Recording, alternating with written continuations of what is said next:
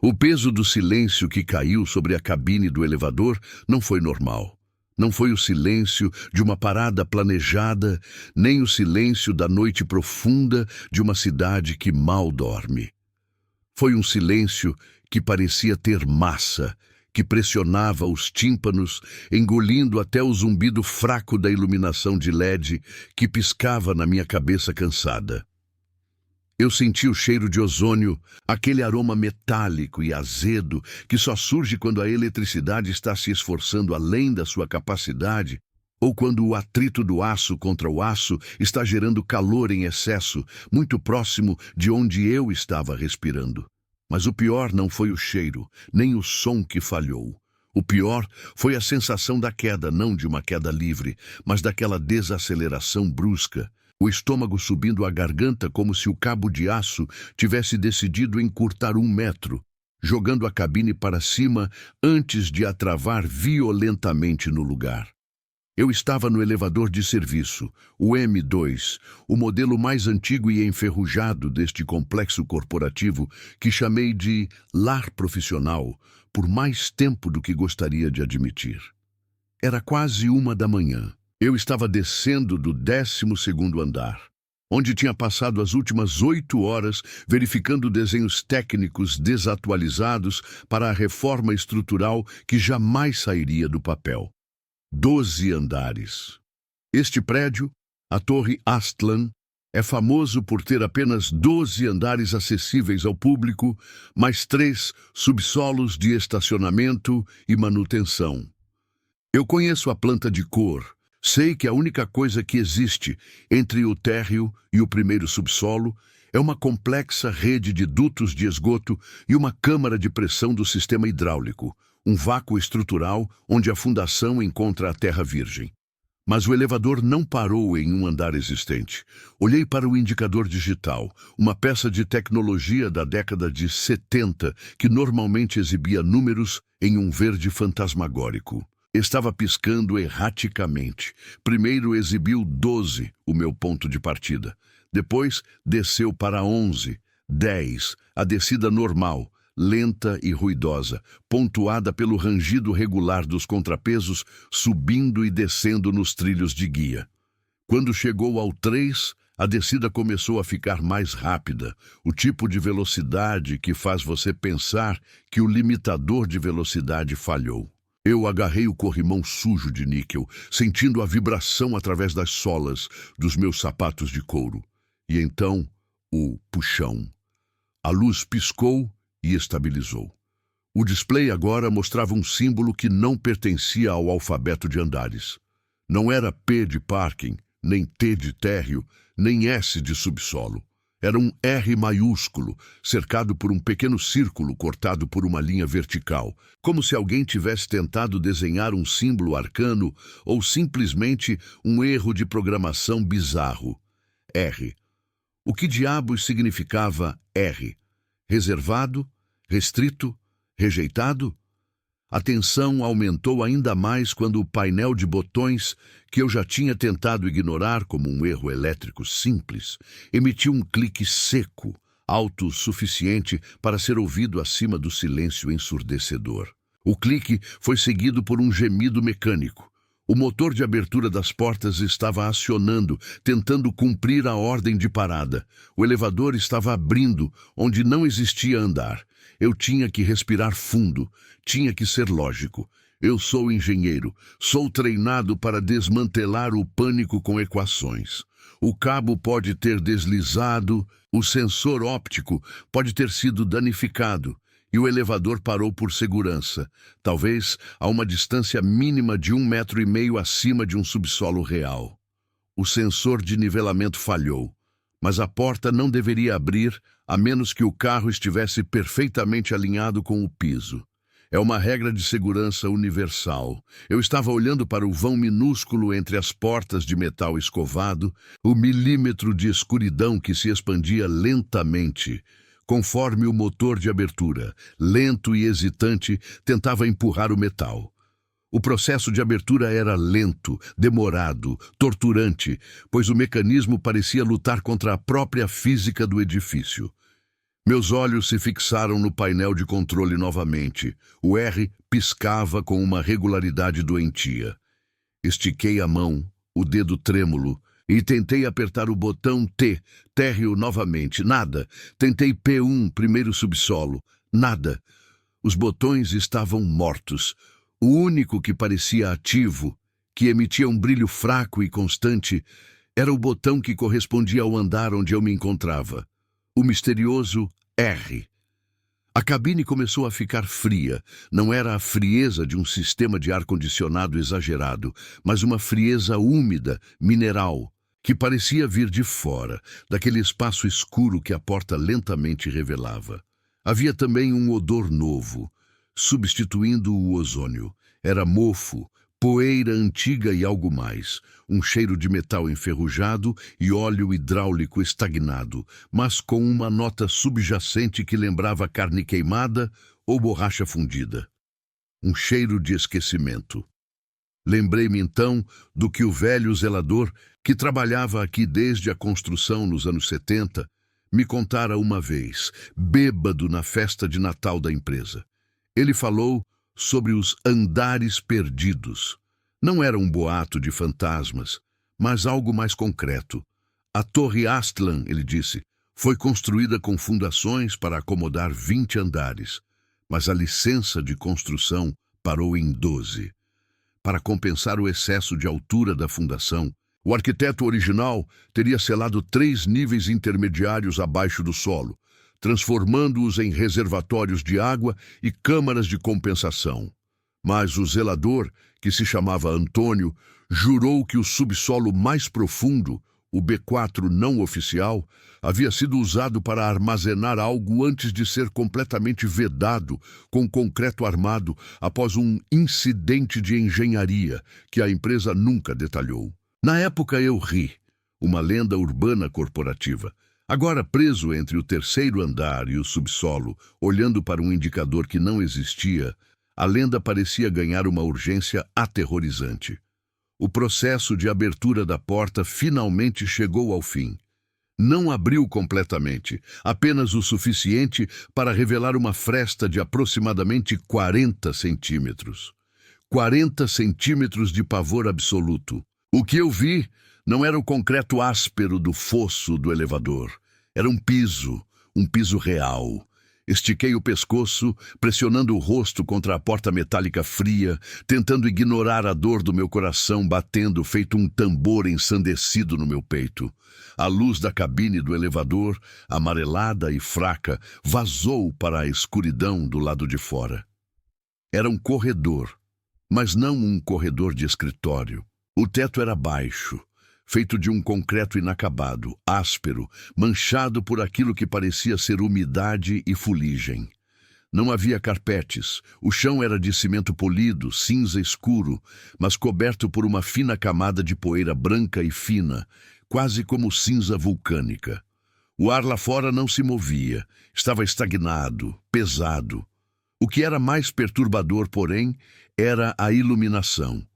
Não havia lâmpadas principais. A única fonte de luz eram pequenos cubos de emergência verdes, espaçados em intervalos irregulares, projetando sombras longas e distorcidas que faziam o corredor parecer muito mais comprido do que o razoável para um subsolo.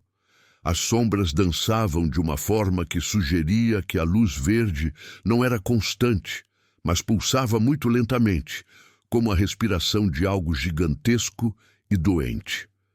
Meu celular, que até então eu tinha ignorado, vibrou no meu bolso.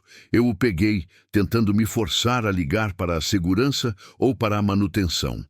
A tela mostrava sem serviço, nenhum sinal, o que era comum no subsolo, mas eu estava acima de todos os subsolos ativos. Eu deveria ter sinal 4G aqui. A ausência de serviço reforçou a sensação de isolamento, a certeza de que eu estava em algum lugar, fora da rede do prédio. Meus olhos se forçaram a varrer o que eu conseguia ver do corredor. O espaço parecia industrial, esquecido. Havia tubulações grossas, revestidas de uma camada de isolamento desgastado e fedorento, correndo ao longo do teto. Na parede oposta, a única coisa que interrompia o concreto nu eram portas de metal pesado, do tipo que se vê em cofres ou câmaras frigoríficas, todas idênticas, sem identificação numérica ou qualquer sinal de que tipo de conteúdo guardavam. Eu me concentrei na minha respiração, tentando acalmar a taquicardia. O que devo fazer? Pressionar o botão do elevador para fechar a porta era o instinto de autopreservação mais forte que eu já havia sentido. Voltar para a realidade familiar, o 12º andar, onde as paredes são brancas e os computadores zumbem.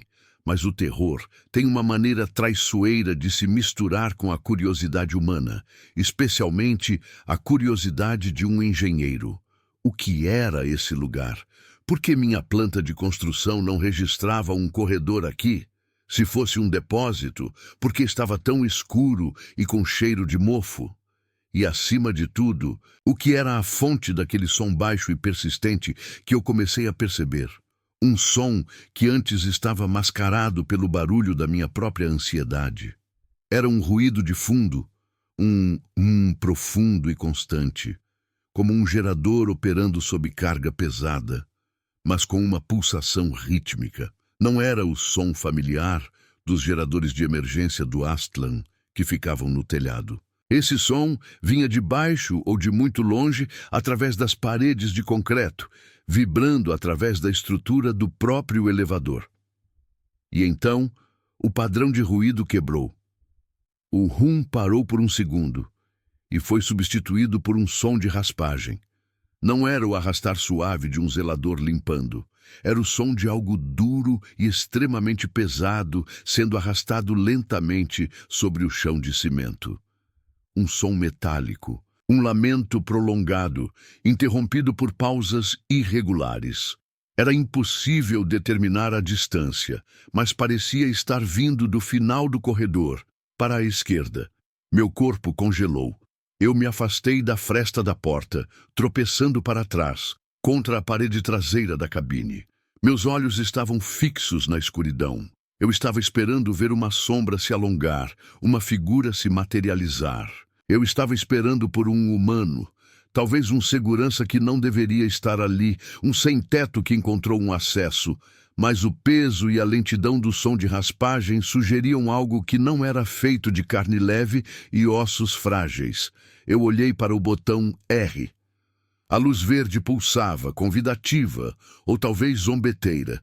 Eu estava a um passo de pisar em um andar que não existia, em um segredo estrutural que a empresa escondera por décadas. O medo de ser descoberto, de violar um espaço proibido, misturava-se ao medo primordial de ser confrontado pelo que quer que estivesse fazendo aquele som de arrasto monstruoso. Minhas mãos estavam suadas, escorregando do painel de controle. Eu apertei o botão térreo mais uma vez, com a força do desespero. Nada. O elevador estava preso. O único andar que ele reconhecia era o R. A raspagem parou. O silêncio voltou, ainda mais opressor, mas agora carregado com a expectativa do inevitável. Eu me aproximei da fresta novamente, engolindo em seco, sentindo o ar frio e morto daquele lugar secreto escorrer para a cabine. Eu tinha que ver, eu tinha que saber o que causara o ruído. E eu vi. Não era uma pessoa. Não era uma máquina de limpeza ou um carrinho industrial. Naquele canto escuro, onde o corredor se virava para a esquerda, a luz verde fraca da emergência atingiu algo alto e angular. Parecia ter a forma de uma estante industrial, mas movia-se com uma lentidão deliberada. Mas o que estava movendo não era visível. A sombra era tão densa que apenas a silhueta geométrica se revelava, arrastando-se pela poeira do chão, levantando pequenas nuvens brancas que demoravam a assentar no ar estagnado. O objeto parou, sua ponta projetada, e eu tive tempo de registrar um detalhe grotesco. A coisa era negra, lisa, e parecia refletir a luz verde de uma forma não natural, como obsidiana polida ou algum tipo de plástico denso e oleoso. Eu vi o que parecia ser a parte de baixo de um poste, ou talvez uma perna muito grossa, parar de se mover. E por um instante breve, antes que a coisa começasse a se virar lentamente em direção à minha luz invasora, eu soube com uma certeza fria e absoluta que aquilo não era equipamento de manutenção. Era orgânico, ou pelo menos operava organicamente. Meu coração falhou uma batida e eu não precisei de mais confirmação. Este lugar era real. Este andar existia. E o que estava aqui não queria visitantes. O erro que me trouxe aqui foi um erro capital. Eu bati no botão de fechar portas com as duas mãos, repetidamente, freneticamente, implorando para que o mecanismo inicie a reversão. O motor de abertura deu um gemido de protesto, mas a porta parou de se mover. Eu não posso sair. Eu não posso fugir. A coisa começou a se mover novamente, mais rápido agora. Os sons de raspagem eram acompanhados por um som úmido de estalo, como de junções sendo forçadas, ou articulações se endireitando após muito tempo em repouso. A sombra se alongou, a forma angular se expandindo no meu campo de visão, e eu soube que, em segundos, ela estaria na frente da minha fresta. Tudo o que eu tinha era o botão do R, piscando, e a porta entreaberta. Se eu não posso subir ou descer, só me resta um caminho para o andar que não existe. A única chance de sobreviver a isso é descobrir por que o elevador parou neste andar secreto e o que exatamente está rastejando na escuridão para me encontrar. Preciso de um plano e preciso dele agora. Preciso entender o mapa deste lugar, se é que ele tem lógica. Se você já enfrentou o desconhecido, o que faria? Entraria ou esperaria que o elevador finalmente ceda à minha súplica e feche a porta? Eu sei que o que está vindo não vai esperar. Me diga, o que devo fazer agora? Continuar pressionando os botões inativos ou aceitar o destino e sair para o R? A escuridão está se aproximando rápido demais. Aquele cheiro era o primeiro e mais persistente traidor de todos os meus sentidos. Não era apenas mofo ou poeira de construção antiga, mas algo metálico e ácido, como se a estrutura de aço do prédio estivesse sangrando lentamente, ozônio queimado. Eu estava paralisado. Meus músculos tensos haviam se transformado em cabos de guitarra esticados, prontos para estourar. O elevador, meu refúgio temporário, havia se tornado um palco iluminado, com as portas abertas para uma plateia de nada. O gancho inicial daquele pesadelo arquitetônico se transformou em uma âncora fria cravada no meu estômago. Aquilo que jazia para além do limiar da cabine não era o escuro comum. Não era a escuridão de um porão sem luz, nem a sombra de um corredor desligado. Era uma ausência visual que engolia qualquer espectro de luz que o fraco LED do elevador ousasse lançar. No entanto, havia uma textura nisso. Um brilho tênue, quase imperceptível, que parecia vir não de uma fonte luminosa, mas da própria superfície daquele não andar, como a pele de um peixe abissal coberta de fungos bioluminescentes moribundos. O indicador de andar, preso naquele símbolo alienígena, um círculo cortado por duas linhas em ângulo reto, algo que meu cérebro de engenheiro tentava desesperadamente catalogar como um erro de software ou um glitch, confirmava a impossibilidade.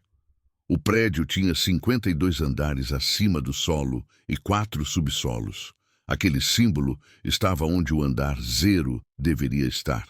O espaço limítrofe, mas o andar 0 não existia. Era o vazio entre o B1 e o lobby, o espaço preenchido puramente por cabos de sustentação, ar e o zumbido mecânico do poço. Mas ali estava, sólido e nauseante, a apenas um passo. A adrenalina inicial estava esgotada, substituída por um terror frio e metódico. Eu precisava decidir, ficar e esperar a morte por inanição ou sair e enfrentar a loucura. A tensão aumentou quando percebi que o silêncio lá fora era igualmente impossível. Elevadores, por mais vedados que sejam, sempre carregam o eco distante da cidade. O tráfego, o vento nas janelas, o ruído dos sistemas de HVAC. Mas aqui, o silêncio era tão completo que eu podia ouvir o zunido agudo do meu próprio sistema nervoso, a pulsação cavernosa do sangue batendo em minhas têmporas. Era um silêncio que parecia ter sido produzido, não apenas herdado. Eu precisava fechar os open loops na minha própria cabeça. Por que o elevador parou? A falha técnica era a resposta fácil, mas a porta se abrindo, a luz interior funcionando e o sistema mostrando aquele símbolo intencional sugeria uma funcionalidade sombria. O elevador não tinha quebrado, ele havia chegado ao seu destino. A necessidade de investigar irracionalmente sobrepôs-se ao instinto de autopreservação. Agachei-me. A cabine do elevador era uma caixa de metal limpa. O lado de fora era o oposto. Abaixei a mão e a estendi, os dedos tremendo incontrolavelmente. A temperatura despencou drasticamente assim que minha mão cruzou o plano das portas. Era um frio úmido e morto. Um frio que não pertencia à física terrestre. Toquei a superfície. Não era concreto, não era metal. Era maleável sob leve pressão, como se eu estivesse tocando em cinzas compactadas ou em um tipo de musgo mineralizado. Puxei a mão de volta rapidamente, sentindo uma leve picada, como se a superfície tivesse tentado absorver o calor da minha pele. O cheiro ficou mais forte, agora com notas de enxofre e algo que só poderia ser descrito como carne velha e eletrificada. Olhei para dentro da cabine, para os botões. Apertei o botão do saguão, o B1, o último andar, todos ao mesmo tempo. Nada. Os botões não reagiam, não acendiam. Eles estavam mortos, não por falta de energia, mas por terem sido desconectados da realidade funcional do edifício. Éramos passageiros e tínhamos chegado ao fim da linha. A progressão da minha loucura escalou. Eu comecei a notar os ângulos. O que eu pensava ser um piso nivelado parecia, na verdade, inclinar-se sutilmente para dentro, em direção à escuridão central. E o mais perturbador, a luz do elevador, refletida naquela superfície estranha, não se comportava como luz em um espaço tridimensional normal. Ela parecia se curvar ligeiramente, distorcida pela própria natureza do não andar. Foi o momento do pattern interrupt. Um som, um clique seco e metálico que não veio da cabine, mas do poço de elevador atrás de mim, acima do teto. Não era o som de um cabo rompendo, mas o som de um engate. O pânico me atingiu com a força de um soco. O elevador estava se preparando para fazer algo e eu não estava no controle. Olhei para a escuridão. Eu tinha que sair. Um medo mais profundo do que a morte me forçou para a frente. O medo de ser esmagado, de ser levado para cima ou para baixo por aquela máquina enquanto a porta permanecia aberta, raspando a lateral do meu corpo contra o poço de concreto sujo, era insuportável. Pus o pé para fora, aterrando no solo maleável daquele lugar proibido. Este foi o meu reengajamento, o ponto de não retorno. Eu havia cruzado o limiar. O peso do meu corpo sobre a superfície fez o chão gemer. Não um gemido de metal, mas um som profundo, quase orgânico, como se eu tivesse pisado em uma placa cartilaginosa. Eu estava agora totalmente fora da cabine. A luz do elevador, vista de fora, parecia um retângulo amarelo doentio, flutuando em uma vastidão de tons cinzentos e pretos. Foi então que percebi a altura. Eu esperava estar em um espaço confinado, talvez um alçapão de manutenção. Mas quando olhei para cima, a luz do elevador não alcançava o teto. Não havia teto, havia apenas mais escuridão e a percepção gelada de que eu estava em uma câmara que se estendia muito, muito além das dimensões verticais conhecidas do edifício. Olhei para a parede oposta, onde deveria haver concreto ou drywall. Havia uma superfície que ondulava suavemente, como um tecido pendurado de veludo pesado, e nela, pequenos pontos de luz piscavam ritmicamente. Não eram lâmpadas ou LEDs, pareciam olhos. Milhares de olhos minúsculos abrindo e fechando, como uma miríade de insetos luminosos em repouso.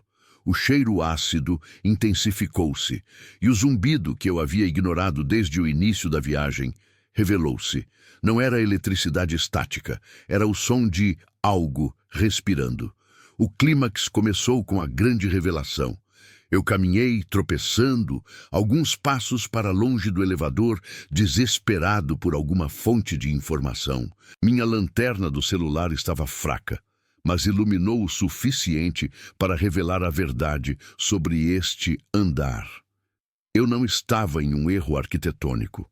Eu estava no sistema digestivo do prédio. A superfície que eu estava pisando não era um piso, mas uma massa aglomerada de tudo o que o prédio havia rejeitado ao longo de décadas.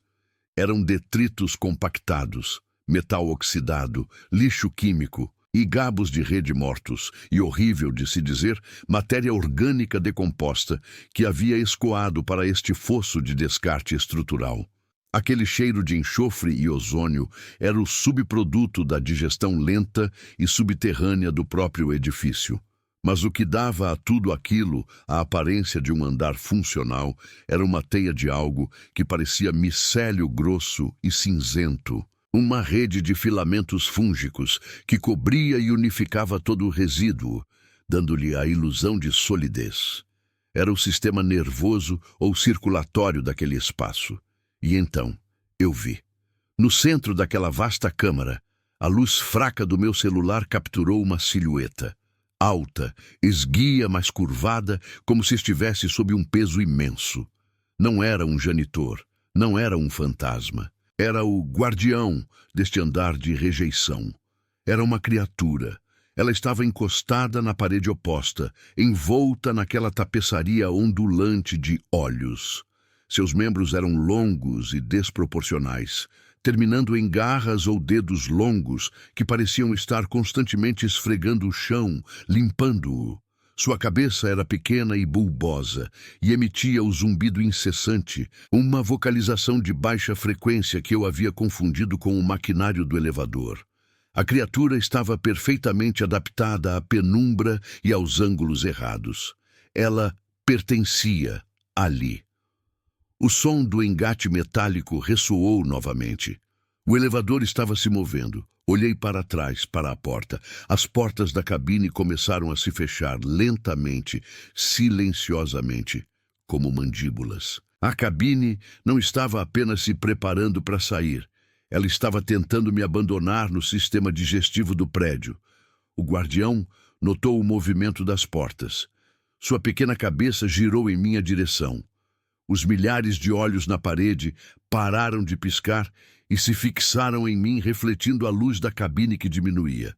Ele fez um movimento, não correu, deslizou. A criatura se moveu com uma velocidade não linear, esgueirando-se pelos ângulos distorcidos daquele espaço. Seus longos braços se estenderam e eu ouvi o som de algo semelhante à casca ou exoesqueleto raspando na superfície fúngica do chão. Eu estava a 10 metros da segurança relativa do elevador. Eu não podia mais entrar, as portas já estavam muito próximas. Em um ato desesperado, lancei o celular na direção da criatura, não para machucá-la, mas para desviar seu olhar. O aparelho girou e acertou a parede ondulante. A explosão de luz enquanto o celular quicava momentaneamente chocou a criatura, dando-me a abertura de 1 segundo. Corri para o elevador, enfiando o ombro pela fresta que restava. O metal gelado me arranhou, mas consegui deslizar para dentro no momento exato em que as portas se uniram com um clang final e definitivo. A escuridão caiu dentro da cabine.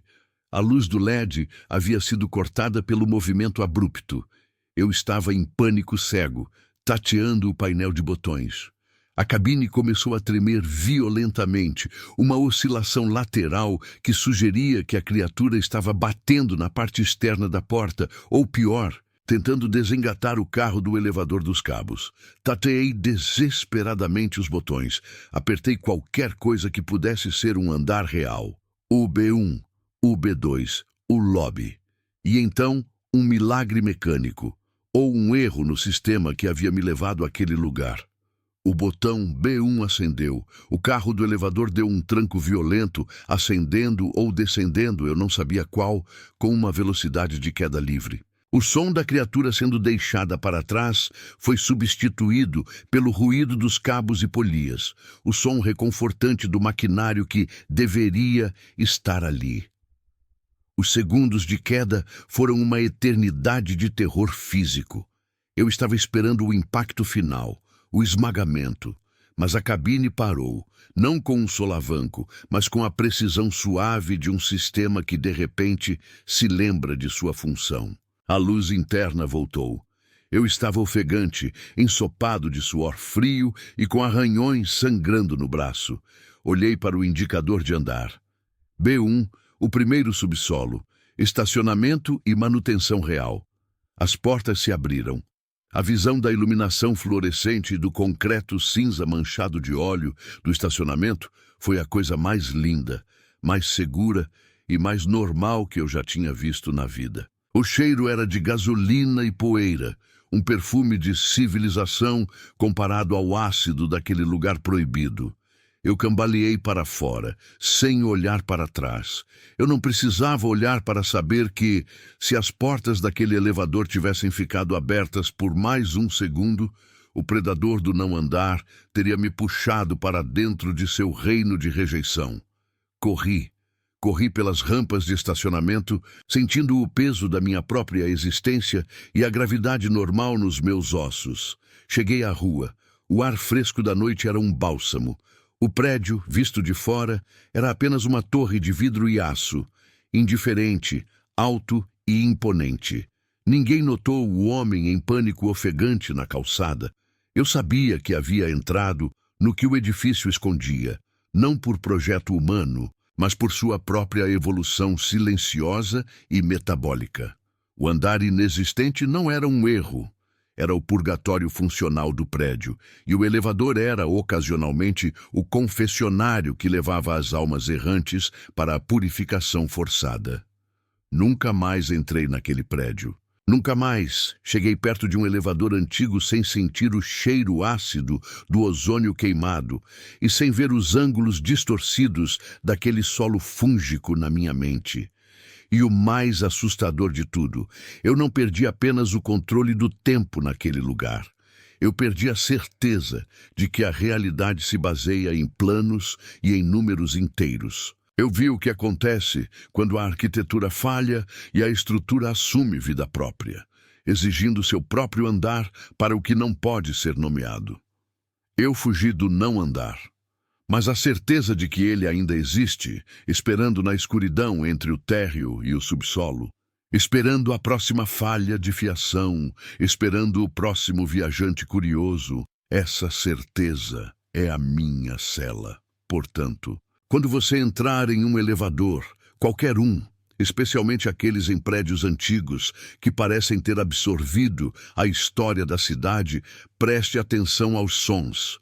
Se o elevador parar onde não existe andar e se a luz interior tremer, não tente olhar para fora, não toque na superfície e, acima de tudo, se você ouvir aquele zumbido baixo e persistente, aquele que você confunde com a máquina, lembre-se, ele não é eletricidade estática, ele é respiração, e ele está esperando para te levar para onde os números param de contar. Corra, saia imediatamente, porque aquele andar não é para você, ele é para o prédio, e o prédio está faminto.